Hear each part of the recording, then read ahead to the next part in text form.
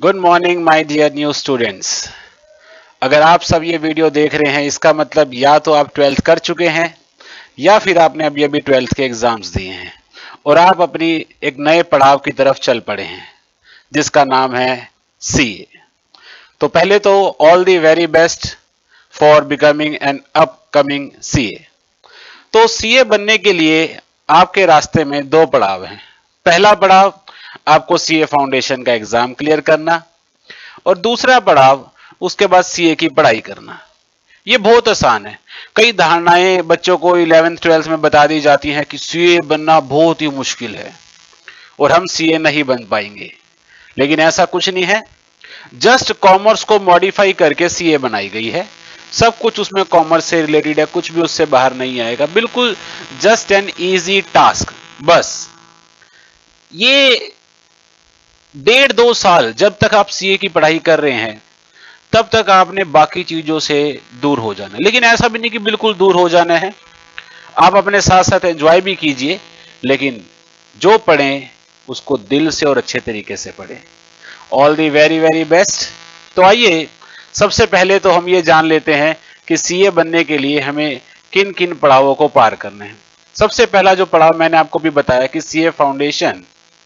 CA foundation के अंदर आप 4 सब्जेक्ट्स पढ़ेंगे: mathematics, accounts, economics and law. अब बात की जाती है कि इसमें 2 सब्जेक्ट ऐसे हैं जो थोड़े प्रैक्टिकल हैं, मैथमेटिक्स एंड अकाउंट्स। इकोनॉमिक्स और लॉ के अंदर थ्योरी ज्यादा हो जाती है। अब बच्चों को, कई बच्चों थे जो मैथ्स,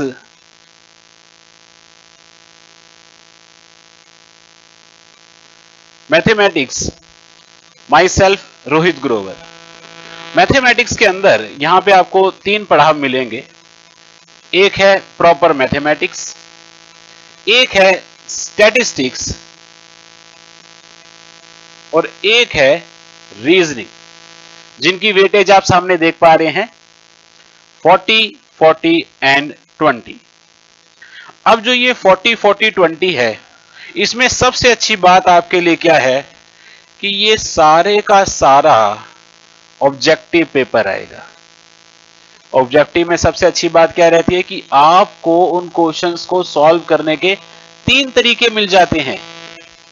पहला, आपको उसका मेथड आता है अच्छे तरीके से। अब दूसरा जो है वो टाइम सेविंग है। वो क्या है कि आपने ऑप्शंस में से आंसर चुन लिया और उसको क्वेश्चन में पुट करके देख लिया कि कौन सा आंसर उसको वेरीफाई करता है। तीसरा, ट्रिकी मेथड, जो सिर्फ और सिर्फ कहां पे अप्लाई होती है? मैथमेटिक्स में अप्लाई होती है। अब अगर मैं बात करूं रीजनिंग की, यह आपके लिए शब्द जरूर नया है, लेकिन इससे आसान कुछ भी नहीं है। आप मोबाइल में पजल गेम्स देखते हैं, पजल्स आपको देखने को मिलती हैं कि एक बॉक्स बना हुआ, उसमें 5-6 नंबर है, एक नंबर नहीं दे रखा, बताइए उसका आंसर क्या होगा? लॉजिक लगाना है। लॉजिक जहां पे लगेगा वहां पे सारी रीजनिंग आ जाती है और ये रीजनिंग कई एग्जाम्स में आपको बेनिफिशियल भी रहती है। तो ये सब्जेक्ट आपका बहुत आसान है। जो 5 चैप्टर्स हैं, 4 मार्क्स ईच, 20 मार्क्स की टोटल रीजनिंग है। अब बात करूं स्टैटिस्टिक्स की। अगर आप कॉमर्स के स्टूडेंट्स हैं, 99% तो सीए कॉमर्स के स्टूडेंट्स ही करते हैं, लेकिन पिछले कुछ सालों से मैं देख रहा हूं कि नॉन मेडिकल के बच्चे भी सीए की तरफ रुझान उनका अचानक, जैसे कि 12th में आने के बाद उनका माइंड चेंज हो गया या फैमिली ने चेंज करवा दिया, दोस्तों के कारण चेंज कर लिया, वो सीए की तरफ मूव ऑन हो जाते हैं। तो बस उन्होंने जो स्टैट है वो 11th 12th की उस 1% ने नहीं पढ़ रखी होगी। बाकी 99% ने, सब ने 11th और 12th में डीपली स्टैट्स पढ़ी होती है। बस उसी स्टैट को मॉडिफाई करना है और हमारा यहां का ये 40 मार्क्स कवर हो जाते हैं। अब बात आती है मैथमेटिक्स की। अब आप कहेंगे मैंने मैथमेटिक्स को सबसे लास्ट में क्यों पिक किया? मैथमेटिक्स को कई लोगों ने या कई बच्चों ने उसको मुश्किल टास्क सब्जेक्ट माना हुआ है कि हम नहीं कर सकते, जिसकी वजह से वो 8th से 10th तक तो पढ़ते ही पढ़ते हैं as according to government rules, लेकिन 11th और 12th में आके उसको ड्रॉप कर देते हैं, जो कि एक गलत डिसीजन है। आपको एक बेनिफिशियल बात बता दूं कि आप 12th के बाद कोई भी आप एग्जाम देते हैं तो मैथमेटिक्स उसमें आएगा ही आएगा। कभी भी 11 12th की मैथ्स ना छोड़िए। चलो मान लो जो बच्चे आज ये पढ़ने जा रहे हैं उन्होंने 11 12th में मैथ्स नहीं ली, तो ये नहीं कि वो नहीं कर पाएंगे, लेकिन मैथ्स वालों से उनको ज्यादा टाइम लगेगा। मैथ्स वाले सिर्फ कंसेप्ट को उनको मॉडिफाई करना है या क्लियर अप करना है या रिमाइंडर दिलवाना है। विदाउट मैथ्स वालों को उनको डीपली बताना है। हम यहाँ पे सब कुछ डीपली ही करेंगे। ये नहीं कि मैं ये सोचूंगा कि हाँ भाई मैथ्स वाले बच्चे बैठे हैं, नॉन मैथ्स वाले बैठे हैं, मेरे लिए सारे यहाँ पे नॉन मैथ्स वाले हैं। मैं उनको हर कंसेप्ट वैसे ही क्लियर करूंगा जैसे बच्चा फर्स्ट टाइम वो कंसेप्ट पढ़ रहा है। तो आइए स्टार्ट करते हैं अपना पहला चैप्टर, जिसका नाम है ratio and proportion, indices and logarithms. अब देखिए, इंडिसेस क्लास 8 एक्सपोनेंट्स के नाम से आपने चैप्टर पढ़ा हुआ है। Ratio and proportion class 6th 7th 8th में छोटे छोटे चैप्टर्स के रूप में आप अलग अलग पढ़ लेते हैं। लोगैरिथम सिर्फ 11th और 12th में ही पढ़ते हैं, 10th तक लोगैरिथम शब्द आप नहीं पढ़ते हैं। तो हम यहां से पहला टॉपिक अपना स्टार्ट करने जा रहे हैं, लेकिन मैं आपको एक बात कहना चाहूंगा शुरू करने से पहले। आप सब मुझे प्रॉमिस करेंगे कि जितना भी आप आज पढ़ेंगे आप उसको इवनिंग में या नाइट में as according to your home availability आप उसको रिवाइज जरूर करेंगे। क्योंकि अगर आप मैथमेटिक्स कोई भी प्रैक्टिकल सब्जेक्ट समझने के बाद बाय हैंड उसको प्रैक्टिस नहीं करते तो वो आपके माइंड में टिकेगा नहीं। इसका छोटा सा एक एग्जांपल दे देता हूं। आप मूवी देख के आए और शाम को आने के बाद किसी ने आपसे मूवी के बारे में पूछा और आपने उसको डिटेल में एक्सप्लेन कर दिया। आप मूवी देख के आए, लेकिन 1 महीने बाद किसी ने आपसे मूवी को पूछा तो आपको सोचना पड़ेगा, क्योंकि आपके माइंड से वो मूवी अब रिमूव हो चुकी है। उसके ऊपर कई सारी बातों ने ऊपर कवर अप कर लिया है। तो इसीलिए जो भी मैथमेटिक्स में आप या स्टैटिस्टिक्स में आप प्रैक्टिस करें, आप उसको डे बाय डे साथ में रिवाइज भी करें। तो आइए सबसे पहला point, ratio. What is a ratio? Basically ratio क्या है? एक सिंपलेस्ट फॉर्म है।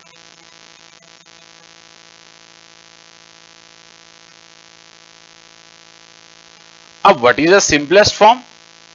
सिंपलेस्ट फॉर्म क्या है? जैसे मैं लिखूं 2:3। अब 2:3 एक रेशो है और 4:9 भी एक रेशो है, लेकिन दोनों में फर्क क्या है? दोनों में एक छोटा सा फर्क है कि जो ये 2:3 है और ये 4:9 है, कहने को तो ये इसका स्क्वायर है, लेकिन दोनों हैं एक सिंपलेस्ट फॉर्म के अंदर ही। क्योंकि अगर मैं दोनों के प्राइम फैक्टर्स के साथ कोई चीज कॉमन देखूं तो सिर्फ क्या कॉमन आ रहा है? 1 कॉमन आ रहा है। ये इसका क्या है? स्क्वायर है। लेकिन अगर मैं यहां पे लिखूं 4:16, अब इसमें क्या डिफरेंस आ गया? क्या इसका भी कॉमन फैक्टर 1 है? बिल्कुल सही, इसका कॉमन फैक्टर 1 नहीं है। इसका कॉमन फैक्टर क्या आ गया? 4 आ गया। It means it is not in the simplest form. तो उसमें हम क्या करेंगे? 4/16 को पहले जितना हम कैंसिल आउट कर सकते हैं कैंसिल करेंगे, फिर जो टर्म लास्ट में सिंपलेस्ट फॉर्म में आएगी जिसे आप आगे कैंसिल आउट नहीं कर सकते, वो हमारी क्या कहलाएगी? रेशो कहलाएगी। तो टॉपिक बिल्कुल सिंपल है कि रेशो के बारे में जब हम पढ़ेंगे, तो आइए रेशो को पढ़ने से पहले हम उसकी डेफिनेशन पढ़ लेते हैं।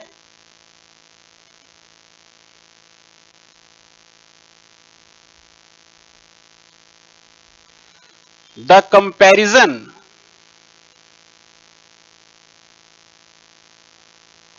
of two or more things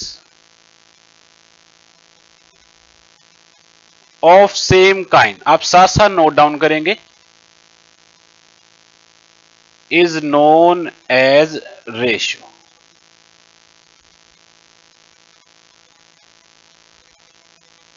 the comparison of two or more things of same kind. अब ये सेम काइंड का क्या मतलब है, आइए इसको एक एग्जांपल से समझते हैं।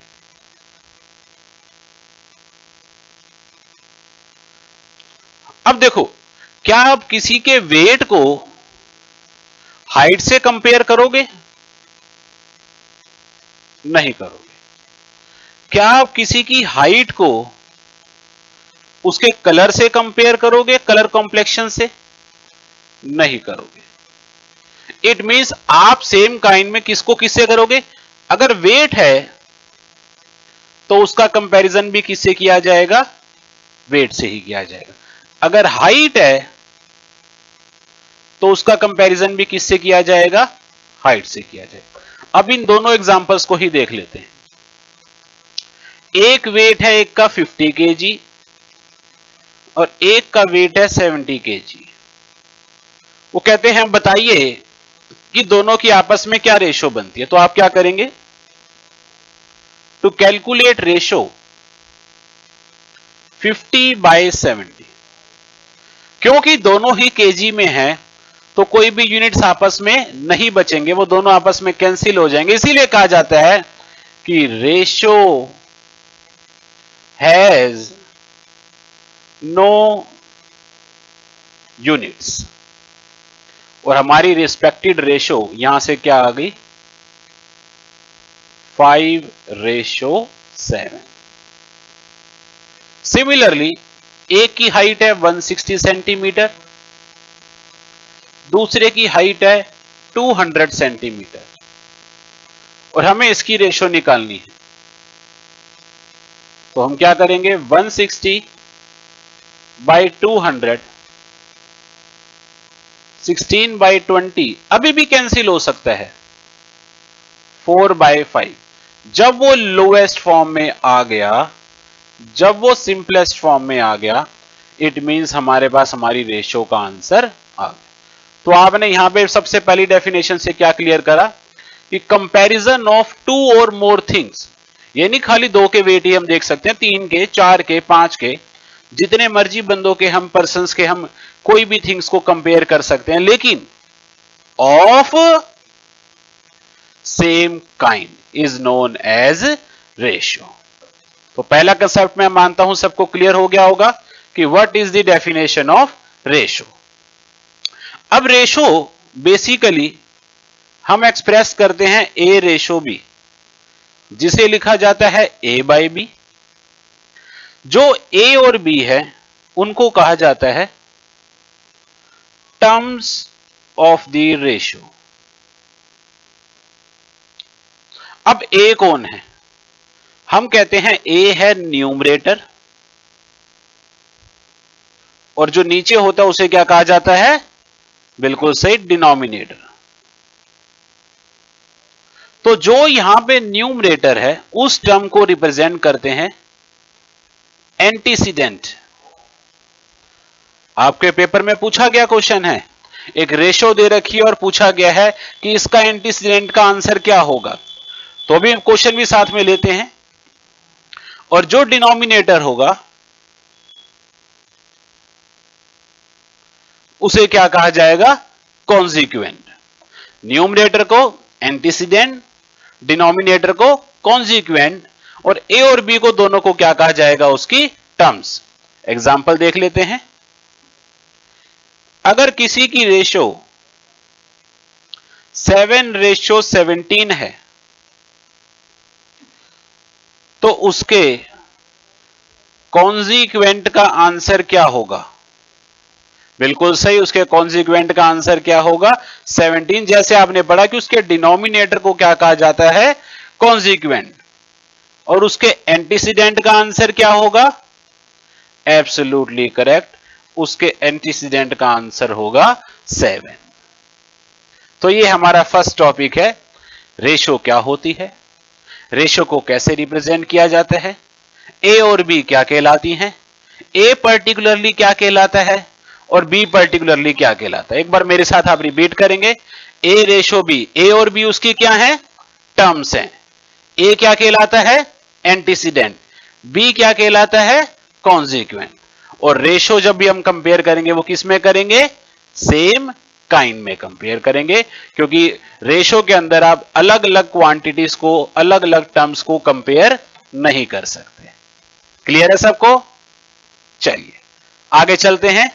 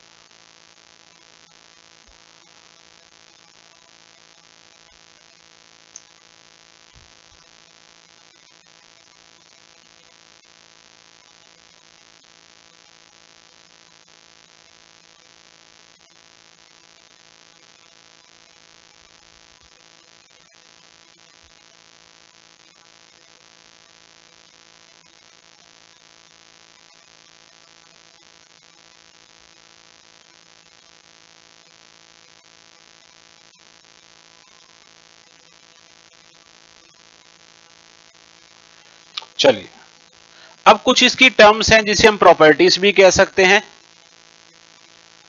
और उसकी डेफिनेशंस भी कह सकते हैं। सिस्टम अचानक हैंग हो गया था, इसलिए बार बार चेंज हो रही थी हमारी फिगर्स। आइए एक एक करके समझते हैं। सबसे पहला पॉइंट है, अगर किसी भी रेशो में न्यूमरेटर डिनोमिनेटर से बड़ा है, यह भी कह सकते हैं कि एंटीसीडेंट कॉन्जिक्वेंट से बड़ा है, यह भी कह सकते हैं कि एक्स वाई से बड़ा है, then the ratio is of greater inequality. अब आपको एक बात और बता दीजिए, रेशो जिस चैप्टर में हम पढ़ रहे हैं उसमें से उसके एक क्वेश्चन आएगा ही आएगा। टोटल चैप्टर में से 3 to 4 क्वेश्चंस आने ही आने हैं, लेकिन अभी हम मार्किंग की बात नहीं करेंगे, वो हम बाद में डिटेल में बात करेंगे। लेकिन रेशो एक ऐसा टॉपिक है जो आगे के सारे टॉपिक्स में यूज होता रहेगा। तो यहां पे सीखे हुए ट्रिक्स और यहां पे सीखे हुए कंसेप्ट आपको आगे बहुत काम आने वाले हैं, तो थोड़ा ध्यान से समझिएगा। एग्जाम्पल भी साथ में समझते हैं। 7/3, यहां पे हम क्या देख रहे हैं कि 7 इज ग्रेटर देन 3। तो पहली चीज की ये सिंपलेस्ट फॉर्म में होना चाहिए, और 7 और 3 को आप आगे नहीं काट सकते क्योंकि डेसिमल में आपने चेंज नहीं करना, बस इसका जो कॉमन फैक्टर है वो सिर्फ 1 होना चाहिए। तो this ratio is represented as of greater inequality. Second, vice versa आप अपने आप ही कैलकुलेट कर सकते हैं। मैं सेकंड क्या कहना चाह रहा हूं, if x is less than y, तो then the ratio is of lesser inequality. Less than greater than के साइन आपने नंबर लाइन बनाई थी तब भी पढ़े, उसके बाद भी पढ़े, 6th में पढ़े, 7th में पढ़े, 8th में पढ़े, लेकिन अब एक अलग तरह से पढ़ रहे हैं, आप रेशो में पढ़ रहे हैं। इसको रिवर्स कर दो, 3/7 कर दो, लेसर बन जाएगा। हम ये कह सकते हैं 3 इज लेस देन 7, तो then the ratio is of lesser inequality. And the third one is, if x is equal to y, then the ratio is of equality।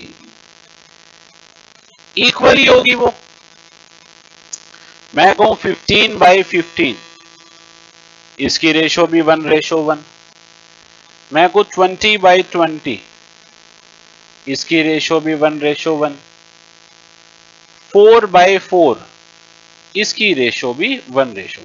तो जब भी और x और y इक्वल होंगे तब उस रेशो को क्या कहा जाएगा, इज ऑफ इक्वालिटी। इनइक्वालिटी नहीं, क्योंकि इनइक्वालिटी तब आता है जब खाली लेस देन का साइन हो या फिर ग्रेटर देन का साइन हो। चलिए, हमारा पहला बेसिक पार्ट खत्म होता है। अब इसकी कुछ प्रॉपर्टीज में आगे बढ़ते हैं और वो प्रॉपर्टीज हमारी इस प्रकार हैं। आइए एक एक करके समझते हैं। पहला टॉपिक है डुप्लीकेट रेशो। कई बार इसका क्वेश्चन आया हुआ है, लेकिन मिक्स करके आता है, तो हम पहले अलग अलग कंसेप्ट को समझेंगे तभी हम उसको मिक्स कर पाएंगे। तो डुप्लीकेट रेशो क्या कहलाती है? अगर हमारी रेशो A:B है, बेसिक रेशो हम A:B या X:Y दोनों में से कोई भी एक लेके समझ सकते हैं। करंटली हम उसको A:B लेके समझ रहे हैं। तो उसकी डुप्लीकेट रेशो क्या होगी? A² ratio B²। सिर्फ उसका क्या कर देना, अगर हम थ्योरी में लिखें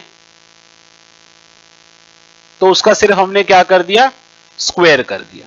तो डुप्लीकेट रेशो अगर किसी की भी निकालनी है तो जस्ट एंटीसीडेंट और कॉन्सिक्वेंट का स्क्वायर कर दो। एग्जाम्पल, अगर हमें रेशो दे रखी है 3:5 और हमें उसकी डुप्लीकेट रेशो निकालने के लिए बोला गया है, तो उसकी डुप्लीकेट रेशो क्या होगी? दोनों का स्क्वायर कर दो। बिल्कुल सही, 9:25।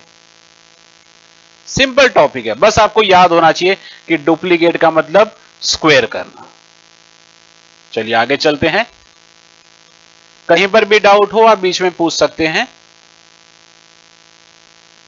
यह आपको सारा कुछ नोट डाउन करना पड़ेगा। वैसे आप सबको पीडीएफ के रूप में इसके नोट्स प्रोवाइड कर दिए जाएंगे।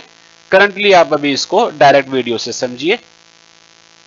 ट्रिप्लीकेट रेशो, नाम से ही समझ आ रहा है, ट्रिप्लीकेट मतलब आप उसका क्या कर देंगे, क्यूब कर देंगे। तो अगर हमारी रेशो A:B है तो उसकी ट्रिप्लीकेट रेशो क्या होगी? A³ ratio B³। एग्जाम्पल आप समझ ही चुके होंगे कि मैं क्या कहना चाह रहा हूं। अगर हमारी रेशो 2:3 है तो उसकी ट्रिप्लीकेट रेशो वो क्या होगी, क्यूब कर दो, 8:27। सिंपल है, बिल्कुल। नेक्स्ट वन इज सब डुप्लीकेट रेशो। अब सब में क्या आ गया? डुप्लीकेट रेशो में आपने उसका स्क्वायर कर दिया था, सब डुप्लीकेट में आप उसका स्क्वायर रूट कर देंगे।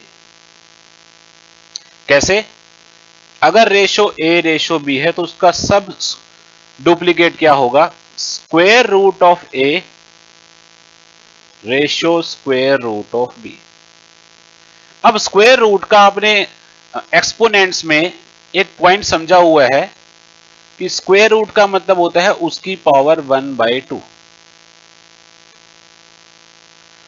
तो हम दोनों तरीकों से लिख सकते हैं। अगर अंदर परफेक्ट टर्म होगी तो रूट हट जाएगा, अगर परफेक्ट टर्म नहीं होगी तो रूट नहीं हटेगा। एग्जाम्पल से दो एग्जाम्पल समझते हैं इसके। एक एग्जाम्पल लेते हैं 4:9 और दूसरा एग्जाम्पल लेते हैं 3:5। अब दोनों की सब डुप्लीकेट रेशो निकालनी है।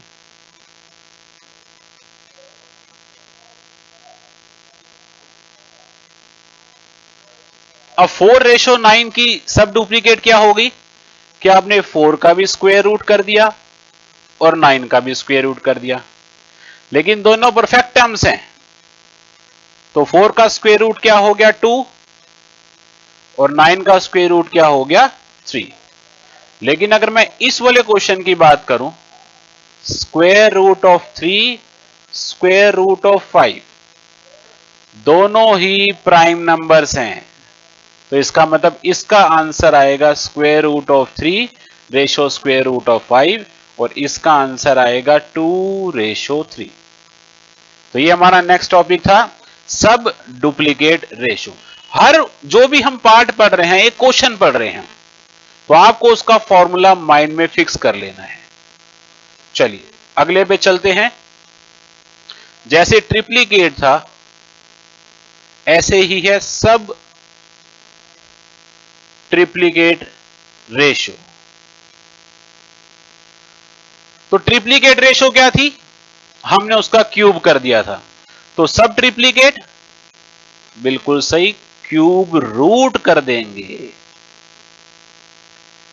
अगर रेशो ए रेशो बी है तो उसका सब ट्रिप्लीकेट क्या होगा? Cube root of A ratio cube root of B.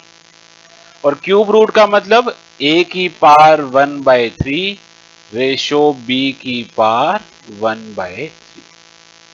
इसमें भी एग्जाम्पल देखिए आप, दो एग्जाम्पल लेते हैं इसमें भी। 8:27। मान लीजिए ऊपर हमने जो अपना ट्रिप्लीकेट का जो आंसर आया था वही हमने यहां पे क्वेश्चन के रूप में ले लिया। तो इसकी सब ट्रिप्लीकेट रेशो क्या होगी?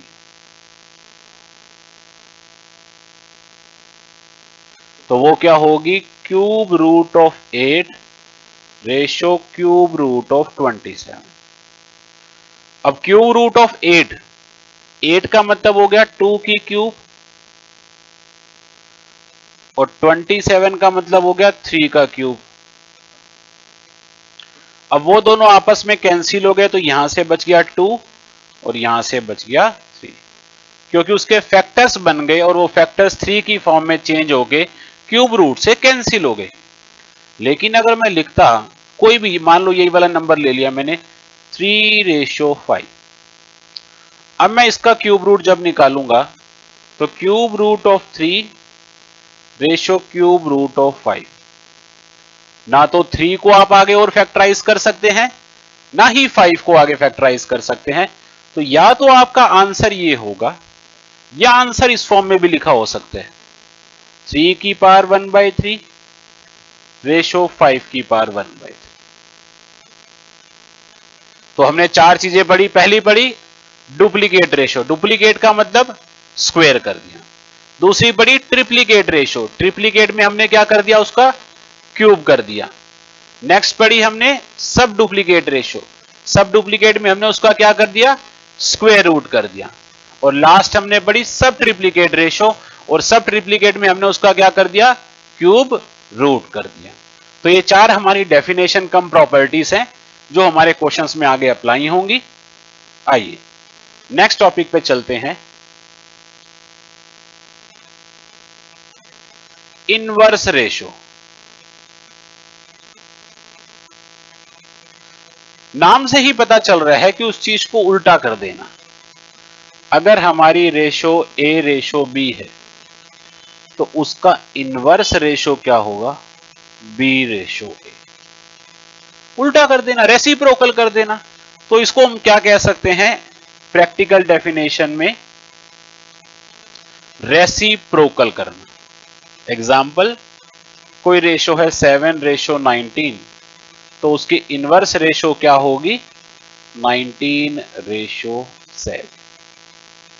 सिर्फ उसको उल्टा करना, उसका रेसिप्रोकल कर देना। आइए नेक्स्ट हम चलते हैं, और ये हमारा इंपॉर्टेंट पार्ट है, compound ratio.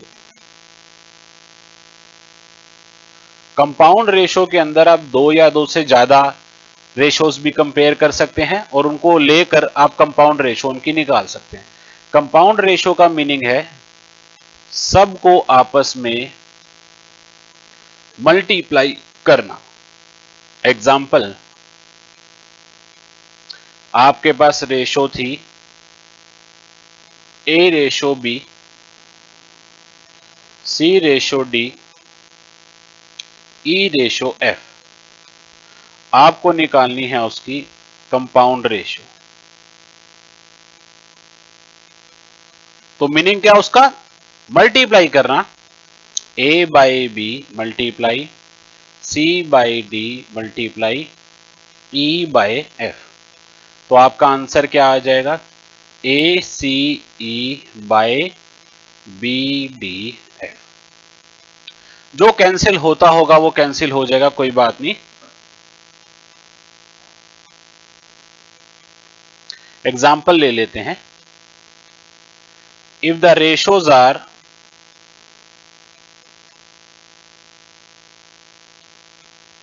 2:3, 4:5, 9:12 and 6:15, then find its compound ratio. Compound या कंपाउंडेड एक ही बात है। तो मीनिंग क्या था उसका? उसको मल्टीप्लाई कर देना। अब उसको मल्टीप्लाई कर देना कंपाउंड रेशो। जितनी भी टर्म्स हैं उनको a बाई बी की फॉर्म में लिख के और मल्टीप्लाई कर दो। 2/3 मल्टीप्लाई 4/5 मल्टीप्लाई 9/12 मल्टीप्लाई 6/15। अब जो भी आपस में कैंसिल होते हैं उनको कैंसिल कर दीजिए। 4 3 3 3 3 3, बस। तो जो भी इनको मल्टीप्लाई करके आएगा, यहां भी हो रहा है 3235। तो हमारा आंसर कंपाउंड रेशो का क्या आ गया? 2 to the 4, 5 the 25। तो हमारे इस क्वेश्चन की कंपाउंड रेशो का आंसर क्या आ जाएगा? 4:25। ये था हमारा इस एक्सरसाइज का लास्ट टॉपिक। अब कुछ छोटे छोटे टॉपिक्स हैं जिनको हम डेफिनेशंस के रूप में कंसीडर कर सकते हैं। जैसे हमारा नेक्स्ट एक टर्म आती है कमेंसुरेबल एंड नॉन कमेंसुरेबल। अब ये कैसे शब्द हैं? ये तो हमने कभी सुने ही नहीं। तो ये रेशो से लिंक्ड शब्द ही हैं। कमेंसुरेबल क्या है? अगर हमारी रेशो इंटीजर्स के फॉर्म में है तो वो कमेंसुरेबल रेशो कहलाएगी, और अगर वो not in the form of integers है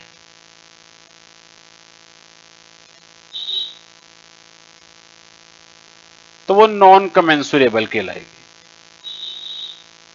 1 मार्क का क्वेश्चन आपके एग्जाम में आ चुका है, इसीलिए हमें पढ़ना जरूरी है। अब आप ये ना सोचिए क्वेश्चन 1 मार्क का है। आपके लिए क्वेश्चन, हर 1 मार्क का क्वेश्चन उतना ही इंपॉर्टेंट है, चाहे वो छोटा हो चाहे वो बड़ा हो, क्योंकि इसके अंदर 1 मार्क का, 4 मार्क्स का क्वेश्चन भी 1 मार्क का है, 6 मार्क्स का क्वेश्चन भी 1 मार्क का है। तो ये समझिए आपके लिए हर क्वेश्चन उतना ही इंपॉर्टेंट है, जितना छोटा उतना ही बड़ा। तो एग्जाम्पल देख लेते हैं। हमने लिखा 2:5। 2 is an integer, 5 is also an integer, तो ये क्या कहलाएगी? कमेंसुरेबल। लेकिन मैं लिख दूं √2:5। √2 is an irrational number, not an integer. √5 is an irrational number, not an integer. तो √2:5 क्या कहलाएगी? Non commensurable ratio. ये आपको याद रखना है, जस्ट इसमें सॉल्व कुछ नहीं करना। आइए अब हम अपनी पहली ट्रिक सीखने जा रहे हैं, क्योंकि देखो मैथमेटिक्स में अगर आपको ट्रिक्स नहीं आती तो आप टाइम थोड़ा सा ज्यादा लगाएंगे, ये नहीं क्वेश्चन नहीं सॉल्व होगा। मैंने आपसे पहले कहा एक क्वेश्चन है, आप उसको 3 तरीकों से कर सकते हैं। पहला, आप सॉल्व करिए, पूरा मेथड लगाइए, कैलकुलेशन कीजिए और आंसर निकाल लीजिए, लेकिन टाइम ज्यादा लग सकता है। या फिर आप उसको ऑब्जेक्टिवली सॉल्व करेंगे, ये सबसे ज्यादा यूजफुल है। कि आपने ऑप्शंस को एनालाइज कर लिया कि इनमें से कौन सा ऑप्शन आंसर को सेटिस्फाई करेगा, तो आप उसको क्वेश्चन के अंदर पुट अप करके देख लेते हैं। लेकिन उसके लिए आपका माइंड कैलकुलेटिव होना चाहिए। वो आप धीरे धीरे जब मैथ्स पढ़ते जाएंगे यहां पर आपका माइंड अपने आप ही कैलकुलेटिव होता जाएगा। तो ये आपके ऑप्शन में से आंसर निकाल देता है, जो भी एक आंसर होगा। और या फिर आपको लगता है क्वेश्चन बड़ा है कि वो ऑब्जेक्टिवली भी सॉल्व नहीं हो रहा, उसको आपका सॉल्व करने का मेथड भी नहीं आता, लेकिन आपको कराई हुई ट्रिक याद है। तो मैथमेटिक्स, स्टैट्स और रीजनिंग में ट्रिक्स जो हैं वो रेयर हैं। स्टैटिस्टिक्स के अंदर ट्रिक्स कुछ प्रैक्टिकल क्वेश्चंस में है, लेकिन मैथमेटिक्स के अंदर आपको बहुत सारी ट्रिक्स मिल जाएंगी। और मैं हर टॉपिक के अंदर जितनी भी मैक्सिमम से मैक्सिमम ट्रिक्स हैं वो आपको सिखाऊंगा। ये कोई मैटर नहीं करता आप उस क्वेश्चन को पेपर में कैसे करते हैं, लेकिन आप हर टॉपिक की ट्रिक जरूर सीखिए। चलिए स्टार्ट करते हैं अपनी फर्स्ट ट्रिक, टॉपिक रेशो की।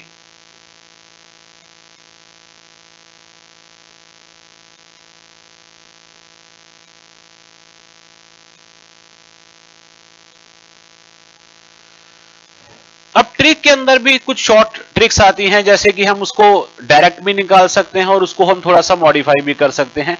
तो मेरे पास अगर जो भी इसकी मैक्सिमम पार्ट्स होंगे मैं आपसे सारे क्लियर करूंगा। कई बारी बड़े क्वेश्चंस में छोटी ट्रिक्स लग जाती हैं और कई बारी छोटे क्वेश्चंस की ट्रिक्स भी बड़ी हो जाती हैं, लेकिन हमने कोशिश करनी है छोटी से छोटी, टाइम कम से कम ले, वो ट्रिक हमने निकालनी है। आइए पहली ट्रिक हम जो सीखने जा रहे हैं वो ट्रिक किसके लिए है, मैं एग्जांपल से ही आपको ट्रिक सिखाता हूं। If A ratio B is 2:3 and B ratio C is 4:5, then find A ratio B ratio C। मे भी आपको आता भी हो, लेकिन हम यहां क्या सीख रहे हैं, ट्रिक सीख रहे हैं।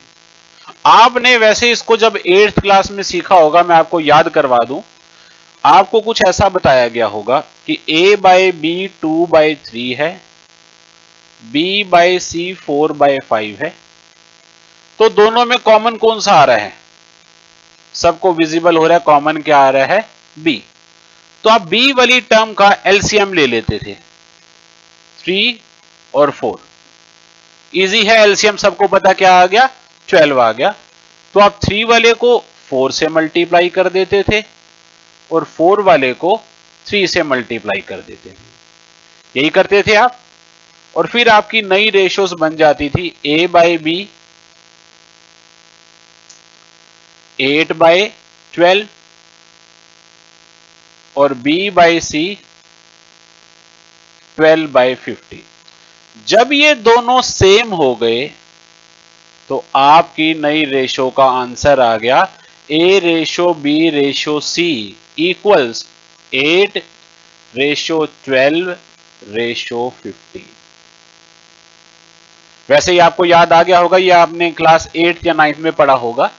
लेकिन ये तो एक तरीका है ही है, लेकिन 4 हो जाएं, 5 हो जाएं, तो इसमें आपका टाइम ज्यादा लग जाएगा।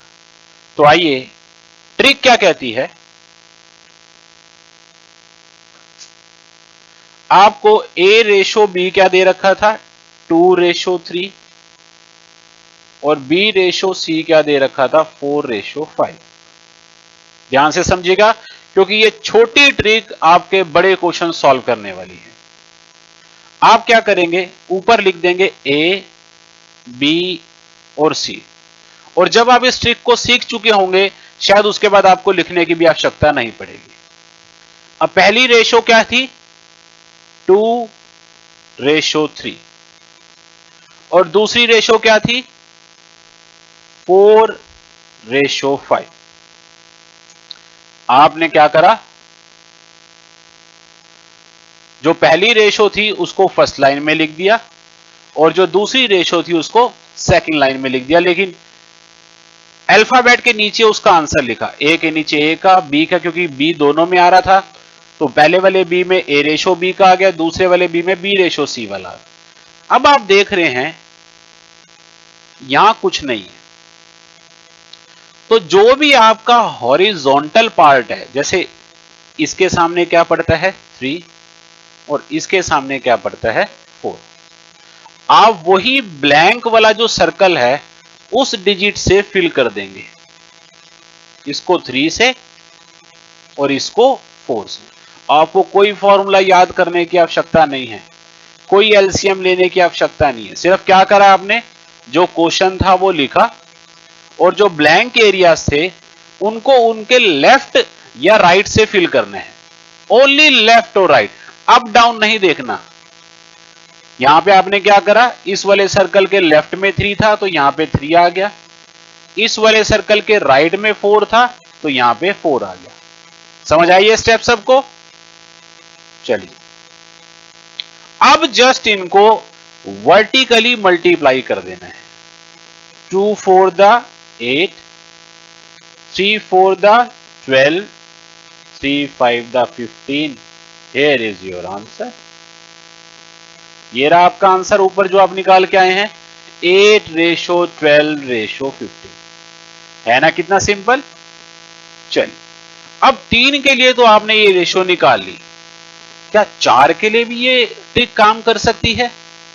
आइए क्वेश्चन से समझते हैं, और अगर 4 वाली ट्रिक समझ आ गई तो आज की क्लास की आपकी एक ट्रिक आप सबके लिए बहुत फायदेमंद होने वाली। आइए क्वेश्चन से ही समझेंगे उसको भी।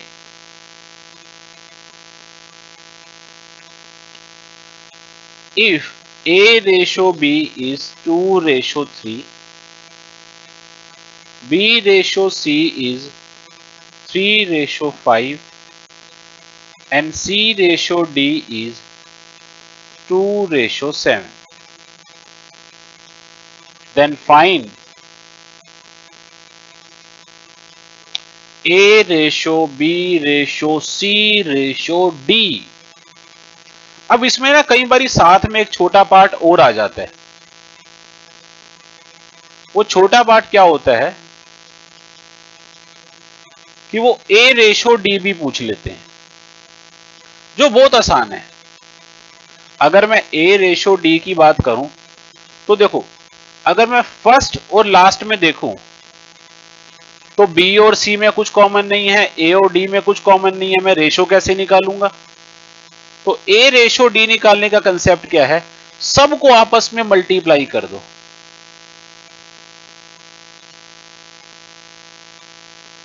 जिससे क्या होगा, C से C चला गया, B से B चला गया, आपके पास किसका आंसर आ जाएगा, A/D का। तो उनके आंसर्स को सामने रख दीजिए, 2/3, 3/5, 2/7, तो 3 से कैंसिल आउट हो गया, तो हमारा आंसर आ गया 4/35। तो A रेशो D का हमारा आंसर आ जाएगा 4:35। ये भी एक पार्ट है, लेकिन इसके अंदर कोई हमें ट्रिक नहीं लगाई है, ये डायरेक्ट हमने लॉजिक लगाया है, लेकिन ट्रिक कहां पे लगानी है हमने, आइए क्या ट्रिक समझाई है तुम्हें मैंने, ऊपर लिख दो A B C D, पहली रेशो 2:3,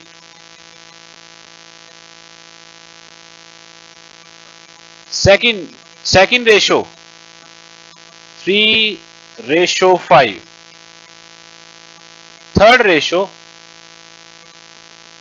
2:7।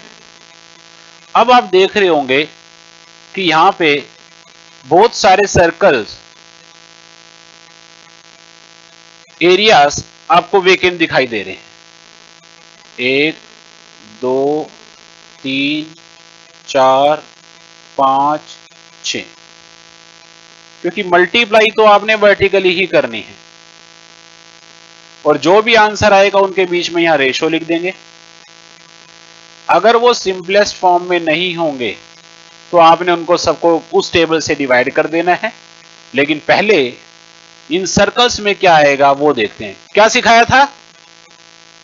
उनका लेफ्ट देखो या उनका राइट देखो। अब देखो, अगर मैं इसकी बात करूं, इसके राइट में तो कुछ है ही नहीं, इसका मतलब आप इसका लेफ्ट देखेंगे, लेकिन लेफ्ट भी खाली है और लेफ्ट देखेंगे, और लेफ्ट में क्या आ गया?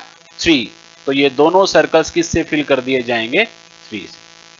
अब इस सर्कल का राइट देखो, इस सर्कल का लेफ्ट देखो, तो इस सर्कल में तो क्या आ गया?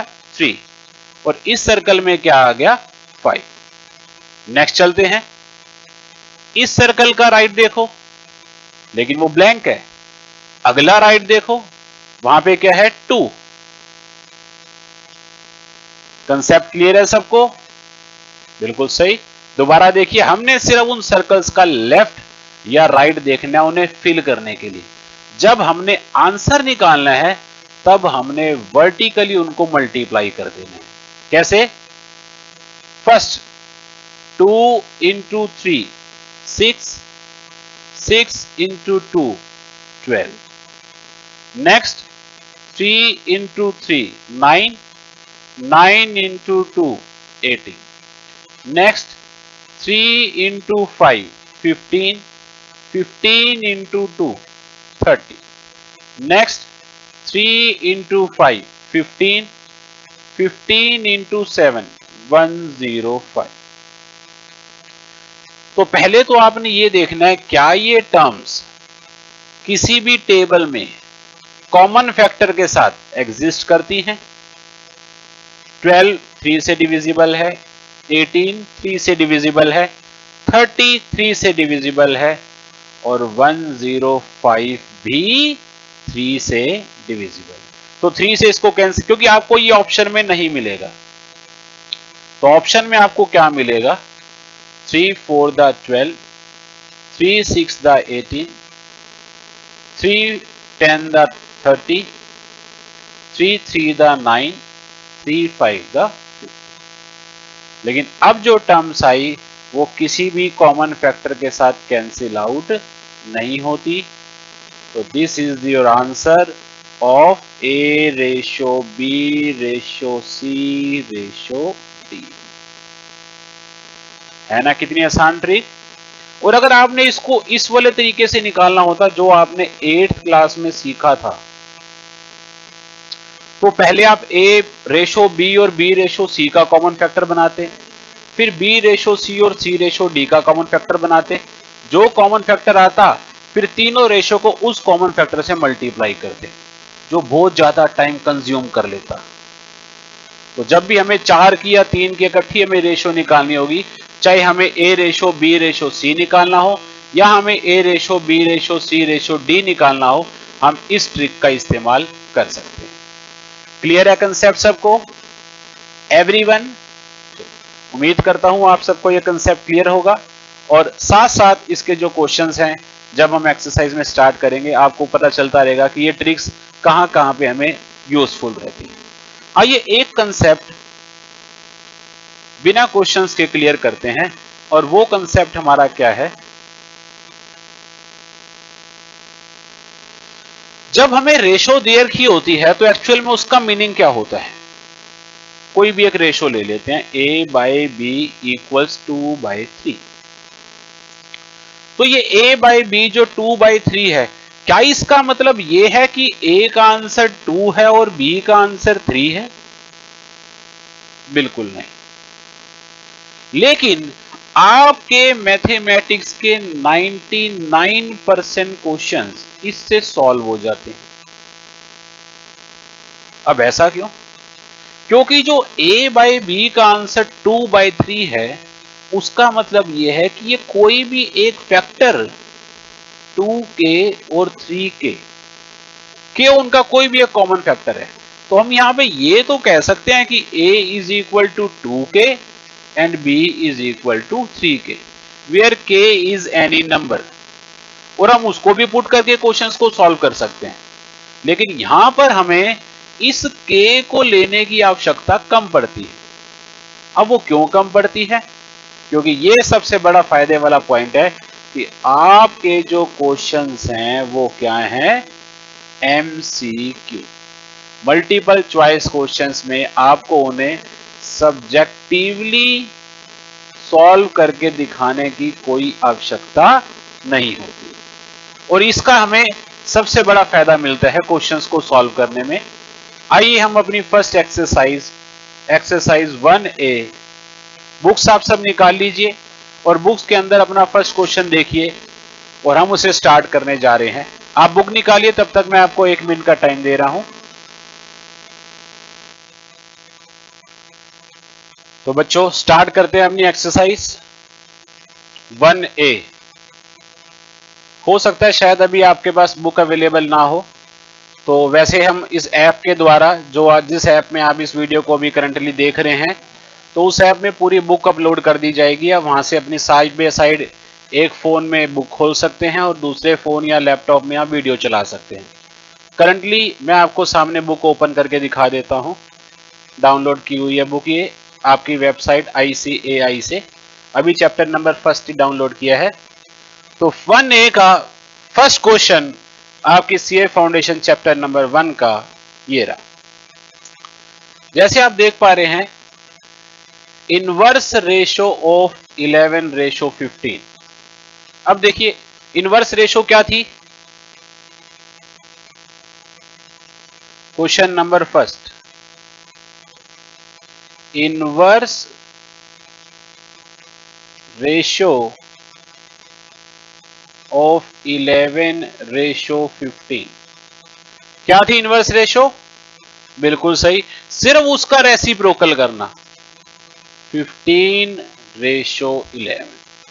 साथ साथ हम ये भी देखते रहेंगे कि कौन सा ऑप्शन है, और 15:11 is option number A. Clear है सबको? चलिए आगे चलते हैं। Question number 2, the ratio of the two quantities is 3:4। आपको एक रेशो दे रखी है 3:4। इफ द एंटीसीडेंट इज 15, अगर उसका एंटीसीडेंट 15 है तो बताइए उसका कॉन्जिक्वेंट क्या होगा। अब एंटीसीडेंट क्या था? न्यूमरेटर का आंसर। अब आप देख रहे हैं कि इधर तो एंटीसीडेंट हमारा 3 है और उन्होंने एंटीसीडेंट क्या दिया हमें, 15। इट मींस 3 का कोई मल्टीपल दे दिया आपका, तो 3 को कितने से मल्टीप्लाई करें कि 15 बनता है? वो छोटी सी बात है, 5 से मल्टीप्लाई करें। तो हम दोनों टर्म्स को 5 से मल्टीप्लाई कर देते हैं, तो 15:20। तो अगर उसका एंटीसीडेंट 15 है तो उसका कॉन्जिक्वेंट क्या होगा, 20। आपको वाइसा वर्सा क्वेश्चन भी आ सकता है कि उसका कॉन्जिक्वेंट दे रखा हो और आपसे उसका एंटीसीडेंट पूछा जाए। तो सिंपली आपने क्या देखना है कि रेशो को उसका कौन सा मल्टीपल चेक करना है। जस्ट आप दोनों को मल्टीप्लाई कर दीजिए और आपके पास उसका आंसर आ जाएगा। आइए देखते हैं ये कौन सा ऑप्शन है, 20, ऑप्शन नंबर डी। क्लियर है सबको? चलिए नेक्स्ट क्वेश्चन नंबर 3 देखते हैं। The ratio of the two quantities is 5:7। तो इस बारी रेशो दे रखी है 5:7। If the consequent of its inverse ratio is 5। तो कॉन्जिक्वेंट को तो बाद में देखेंगे, पहले इसकी इनवर्स रेशो निकाल लेते हैं। Then it's inverse ratio is, inverse का मतलब क्या था, उसका रेसिप्रोकल करना। तो 5:7 का इनवर्स क्या हो गया, 7:5। अब देखते हैं वो क्या कह रहे हैं।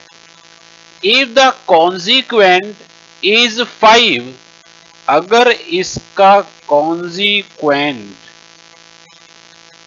5 है, कॉन्जिक्वेंट का मतलब डिनोमिनेटर, अब डिनोमिनेटर इसका दे ही 5 रखा है, तो हमें इसका मतलब किसी से भी मल्टीप्लाई नहीं करना और हमें बताना है इसका एंटीसीडेंट क्या होगा, मतलब इसका न्यूमरेटर बताना है। तो इसका न्यूमरेटर क्या होगा?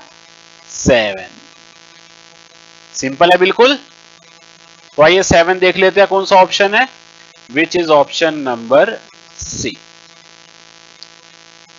हम जो ये बुक से पढ़ रहे हैं, ये बुक है आपकी ICAI की स्टडी मटेरियल बुक है। जैसे ही आप फॉर्म भरते हैं आपको ये बुक वहां से ICAI से प्रोवाइड करवा दी जाएगी। करंटली आप इसको डाउनलोड भी कर सकते हैं वेबसाइट पे जाके, और वैसे आपकी ऐप में भी डाल दी जाएगी, और मैं आपको इसकी PDF भी सेंड कर दूंगा, तो आपको क्वेश्चंस वहां पे इजीली मिल जाएंगे। आइए नेक्स्ट क्वेश्चन देखते हैं।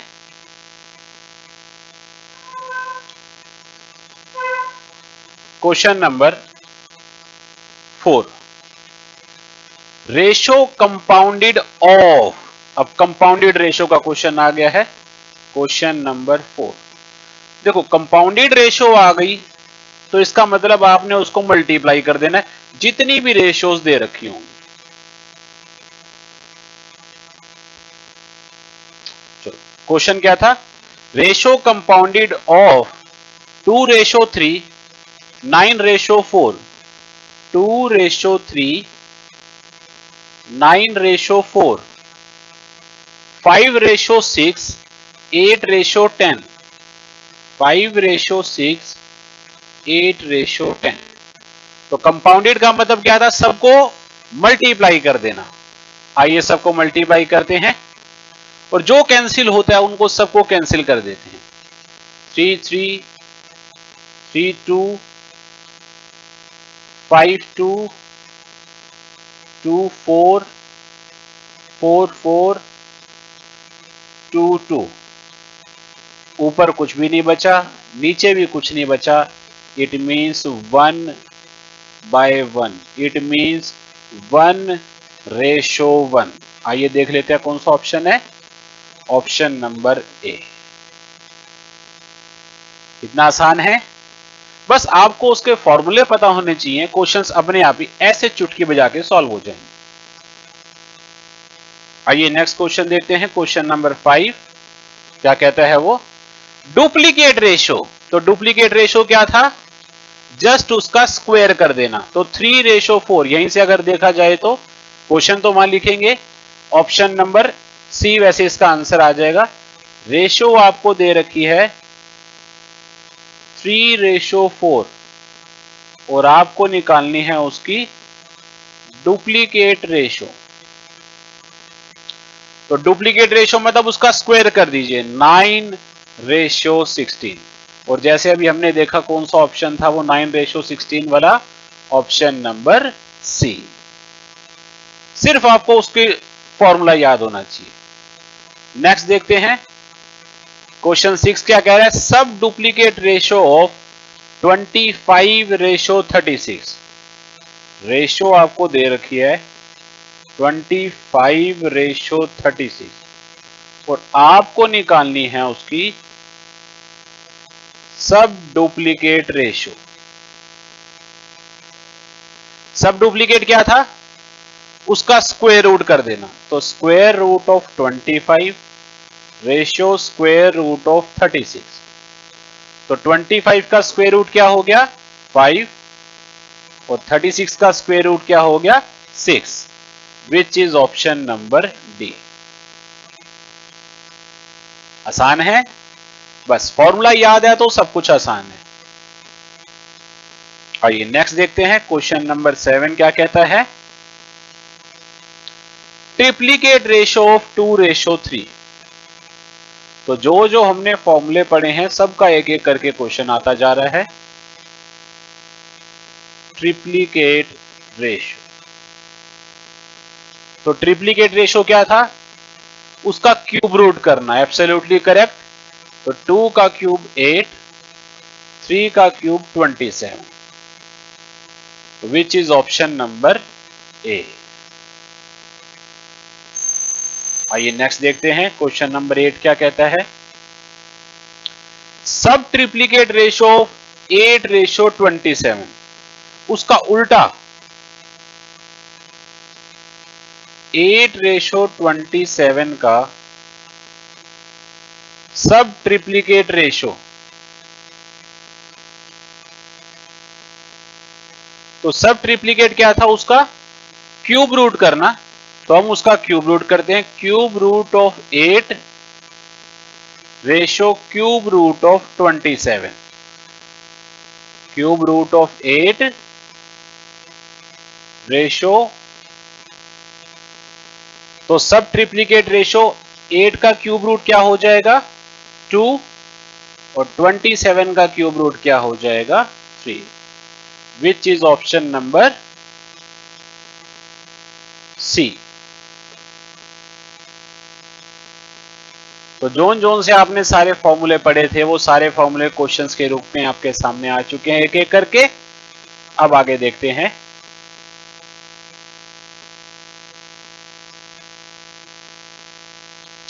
आइए क्वेश्चन नंबर 9 क्या कहता है ये,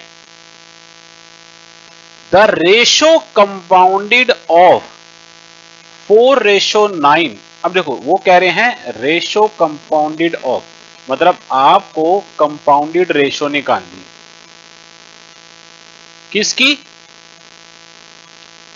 रेशो कंपाउंडेड ऑफ 4:9, 4:9, क्योंकि कंपाउंडेड की बात आ रही है इसका मतलब मल्टीप्लाई करना है। और साथ में क्या कह रहे हैं, ratio compounded of 4:9 and duplicate ratio of 3:4, तो 3:4 की डुप्लीकेट रेशो, तो 3:4 की डुप्लीकेट रेशो, डुप्लीकेट का मतलब आप उसका क्या कर देंगे, स्क्वायर कर देंगे, तो ये हो गया 4:9 इंटू 9/16, दोनों का स्क्वायर कर दिया गया, 9 से 9 कैंसिल हो गया, 4 4 द 16, तो कंपाउंडेड रेशो आ गई 1/4, तो रेशो का आंसर आ गया 1:4। आइए देख लेते हैं ऑप्शन नंबर क्या है, which is option number A. कोई डाउट किसी को, चलिए आगे चलते हैं, क्वेश्चन नंबर 10 देखते हैं।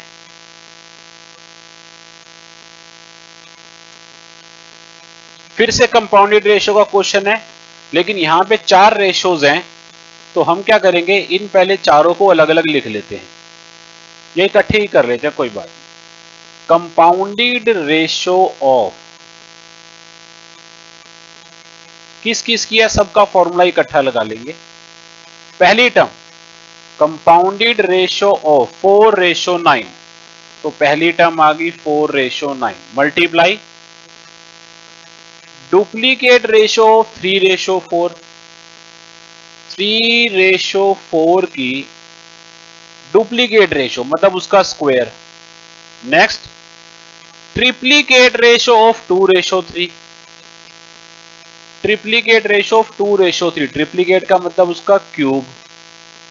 नेक्स्ट एंड 9:7, एंड 9:7, तो ये है हमारी पूरी टर्म कि 4:9, फिर एक डुप्लीकेट, फिर एक ट्रिप्लीकेट, फिर एक सिंपल रेशो। अब यहां पे बच्चा गलती क्या करता है कि वो ट्रिप्लीकेट रेशो दोनों की ले लेता है, जबकि उन्होंने क्या कहा है, ट्रिप्लीकेट रेशो ऑफ 2:3 एंड 9:7। यही इस क्वेश्चन में समझने वाला पार्ट है। तो पहले तो सबको सॉल्व कर लेते हैं, 4/9 इंटू 9/16 इंटू 2 का क्यूब 8/27 मल्टीप्लाई 9/7, जो कैंसिल होता है उसको कैंसिल आउट कीजिए,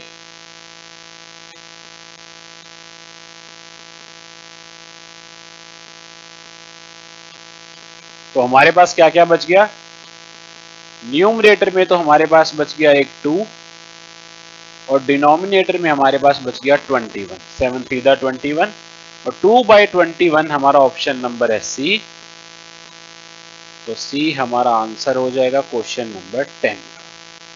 अब देखिए 10 तक आपके क्वेश्चन कंपाउंडेड वाले हो चुके हैं, और जो ये क्वेश्चन नंबर 10 और 11 है ये दोनों आपके एग्जाम पॉइंट से इंपॉर्टेंट क्वेश्चन है, क्योंकि इन दोनों क्वेश्चंस के अंदर सारी प्रॉपर्टीज को मिक्स कर दिया गया है।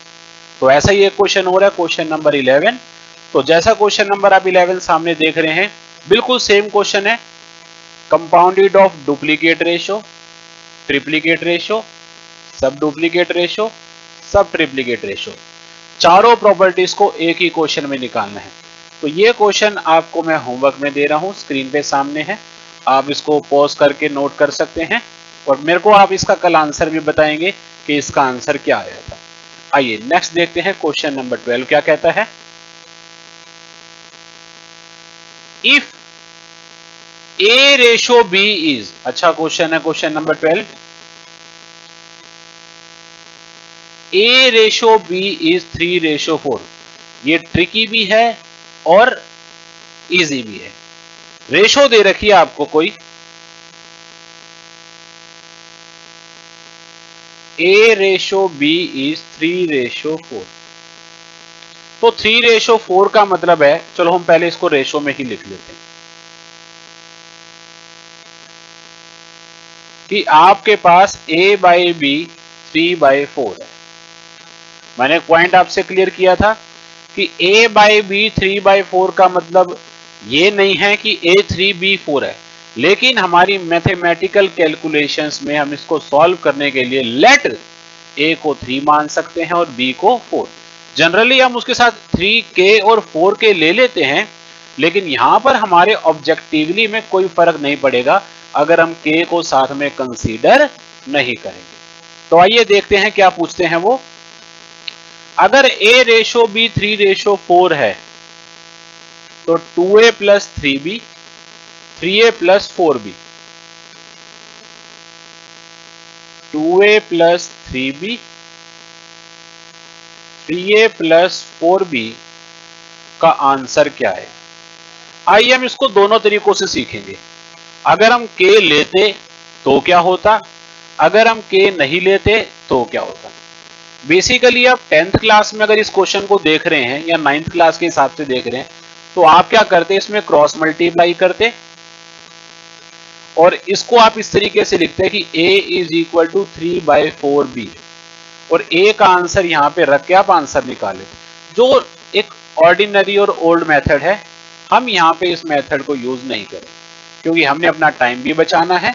हम मेरे समझाने में टाइम जरूर आपको ज्यादा लगे क्योंकि मैं डीप समझाऊंगा, लेकिन जब आप इसको सीख चुके होंगे आपके लिए कुछ सेकंड्स का खेल है ये। आइए फर्स्ट जो शॉर्ट ट्रिक मेथड है वो क्या कहता है, लेट ए को हमने 3 कंसीडर कर लिया और बी को हमने 4 कंसीडर कर लिया, तो ए की जगह 3 रख दो, बी की जगह 4 रख दो।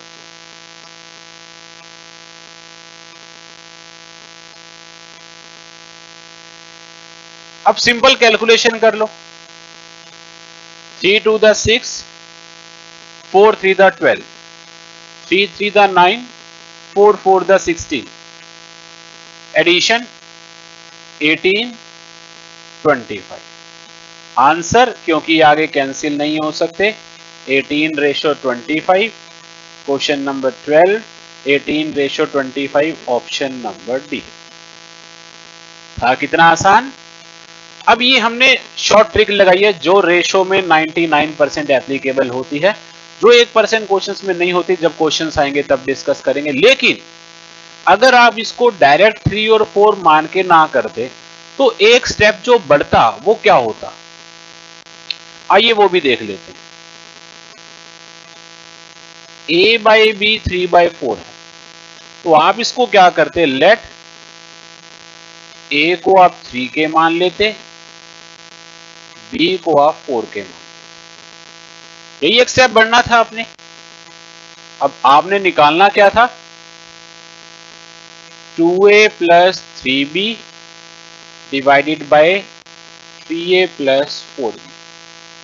अब यहां पे चेंज क्या आने वाला है कि a की जगह 3k और b की जगह 4k। आंसर नहीं चेंज होगा, सिर्फ आपका स्टेप बढ़ रहा है और मेथड चेंज हो रहा है। आइए क्या चेंज आया, ये हो गया 6k प्लस 12k, ये हो गया 9k प्लस 16k, ये हो गया 18k बाय 25k, और एट द एंड k से k कैंसिल हो गया। तो हमें उससे क्या फायदा मिला? कुछ भी नहीं। तो ऑब्जेक्टिवली हम उसको डायरेक्ट कंसीडर कर सकते हैं, a को 3 और b को 4। घूम फिर के हमारा आंसर वही है 18:25, ऑप्शन नंबर। तो आप कौन सी ट्रिक का इस्तेमाल करेंगे? ऊपर वाली ट्रिक का इस्तेमाल करेंगे। कहां पे k लेना है वो हम जब एक्सरसाइज 1b में आएंगे प्रोपोर्शन में, वो मैं आपको तब सिखाऊंगा। आइए आगे चलते हैं। पहले तो क्लियर है यहां तक सबको? चलिए नेक्स्ट क्वेश्चन नंबर 30। अब हम एक क्वेश्चन करने जा रहे हैं जिसको हम सॉल्व ना करके ऑप्शन में से कैसे आंसर निकालेंगे उसे सीखेंगे, और वो हमें क्वेश्चन नंबर 13 में सीखना। मेथड हमें हर क्वेश्चन का आए या ना आए, लेकिन हर क्वेश्चन की एक चीज जरूर आनी चाहिए, क्या हम उसको ऑब्जेक्टिवली कर सकते हैं, क्या इसकी हमें कोई ट्रिक आती है। तो पहले ये दो चीजें सोचनी है।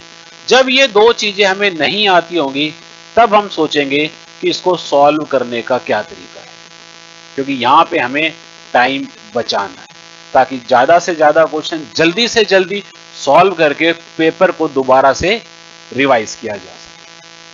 तो क्वेश्चन नंबर 13 क्या कहता है? Two numbers are in the ratio 2:3। आपको एक रेशो दे रखी है 2:3। आइए ऑब्जेक्टिवली का मतलब है आपको इसके ऑप्शंस पे ध्यान देना है। मैं पहले इसके ऑप्शन लिख देता हूं। 16, 24,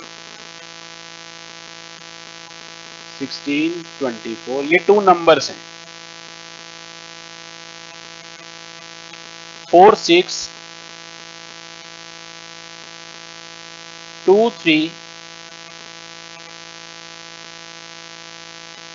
and none of these।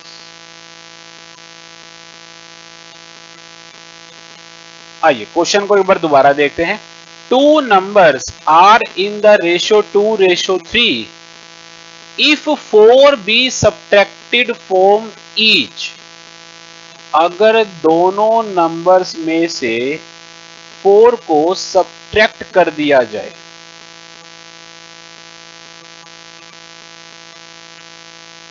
तो वो दोनों नंबर्स 3:5 में चले जाएंगे। वो दोनों नंबर्स माइनस होने के बाद उनकी रेशो क्या आ जाएगी? 3:5। मैं फिर कह रहा हूं, मेरे यहां पे लिखने में जो टाइम लग रहा है आपको पेपर में सॉल्व करने में वो टाइम नहीं लगेगा।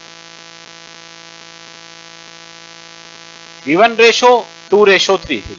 गिवन रेशो 2:3 से आपको क्या पता चलता है कि जो नंबर्स आपको दे रखे हैं क्या वो 2:3 में आ रहे हैं? तो चेक कर लेते हैं।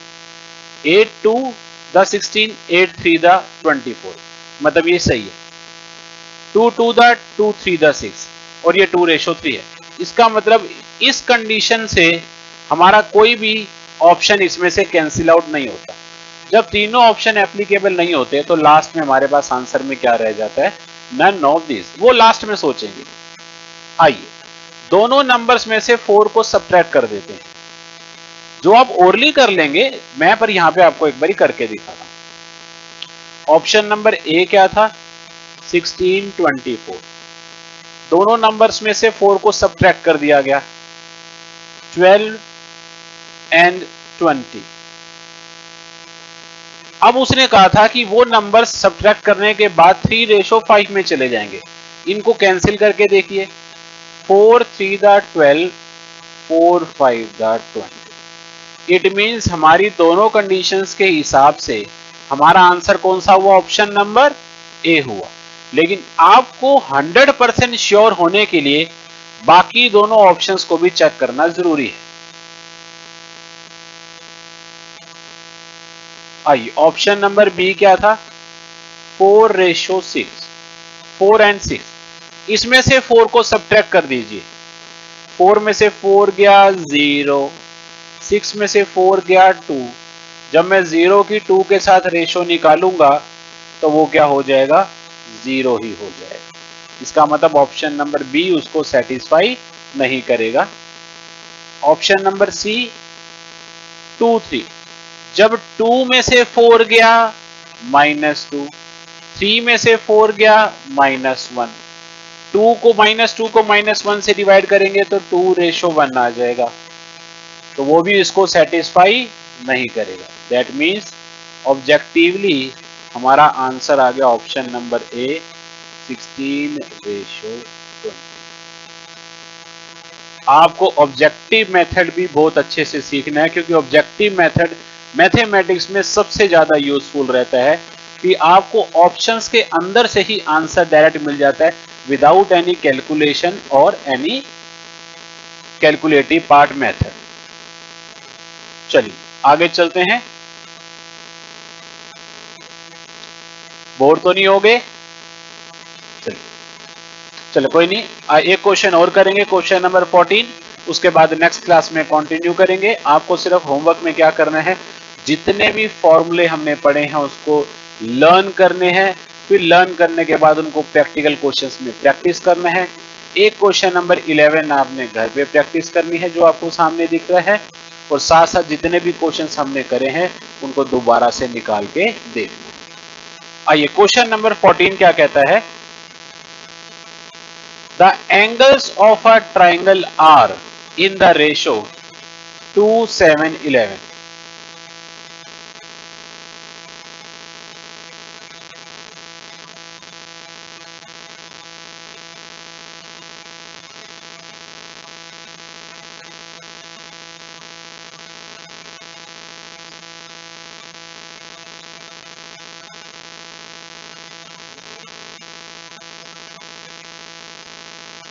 तो क्वेश्चन नंबर 14 क्या कहता है, angles of a triangle are in the ratio, angles मान लेते हैं, let the angles be x y and z. तो x ratio y ratio z हमें क्या दे रखा है, 2:7:11, 2:7:11। अब एक प्रॉपर्टी आप छोटी क्लासेस से पढ़ते हुए आ रहे हैं कि जो ट्रायंगल्स के एंगल्स का सम होता है वो क्या होता है, 180 डिग्री। अब इन्होंने यहां पे पूछा क्या है, द एंगल्स आर। अब देखिए यहां भी हम ऑब्जेक्टिव मेथड भी लगा सकते हैं, देखो सब्जेक्टिव तो हमारे पास है ही है, पहले मैं आपको सिखाता हूं ऑब्जेक्टिव कैसे लगेगा। 20 70 90, ऑप्शन नंबर ए है 20 70 90, option B 30 70 80, 30 70 80, option C 18 63 90, and option D is none of this. अब उसने क्या कहा कि उन एंगल्स की जो रेशो है वो 2:7:11 है, 2:7:11। देखिए अगर मैं ऑप्शन नंबर ए देखूं 20 70 90, तीनों 10 से डिविजिबल हैं, लेकिन अगर मैं 10 से इनको डिवाइड करूं तो इनकी रेशो बनती है 2:7:9, जो हमारे ऑप्शन को आंसर को सेटिस्फाई नहीं करता। आगे देखते हैं, ये भी 10 से डिविजिबल हैं, ये बनी 3:7:8, ये भी हमारे क्वेश्चन को सेटिस्फाई नहीं करती। और जब तीनों नहीं करेंगी तो हम नन ऑफ दिस पे जाएंगे, लेकिन अभी एक रेशो बाकी है, ये है सारी 9 के टेबल से डिवाइड हो रही हैं, तो 9 to the 18, 9 7 the 63, 9 11 the 99, और यही हमें क्वेश्चन में गिवन। इसका मतलब हमारा ऑप्शन नंबर कौन सा हो गया, सी। तो हमारा आंसर आ गया सी 18 63 एंड 9। आप ये सोच रहे हो क्या हम इसको सब्जेक्टिवली कैसे करते हैं, तो बहुत इजी मेथड है कि आप जानते हैं कि जो एंगल्स जब भी दे रखे होते हैं ऐसे, जब भी आपको बेसिक रेशो दे रखी होगी, बस आपने सबके साथ एक टर्म लगा देनी है, जैसे 2k 7k एंड 11k।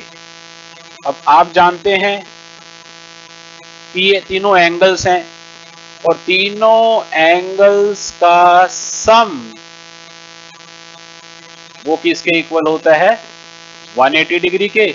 और वहां से आपके पास किसका आंसर आ जाएगा, k का 11 7 18 और 2 20, k is equal to 180 degree, k is equal to 180 upon 20, k equals 9। और अगर k 9 के इक्वल है तो x आ गया 2k मीन्स 2 इंटू 9, वो आ गया 18 डिग्री। y है 7k, 7 इंटू 9 वो आ गया 63 डिग्री। और z था हमारा 11k, 11 इंटू 9 99। तो आज की क्लास यहां पे खत्म करते हैं हम। उम्मीद करता हूं कि जो सारा समझाया गया है वो आपको डीपली और बड़ी आसानी से समझ आ गया होगा। ऐसा ना समझिए कि मैथ्स मुश्किल है, मैथ्स बहुत आसान है, बस थोड़ी सी आपको उसकी प्रैक्टिस चाहिए। जोन सा जिस दिन भी सीखे सेम डे उसको प्रैक्टिस कर ले, ताकि वो आपके माइंड से लाइफ टाइम के लिए कभी भी ना जाए। तब तक के लिए अपना ध्यान रखिए और मिलते हैं ब्रेक के बाद। Have a nice day.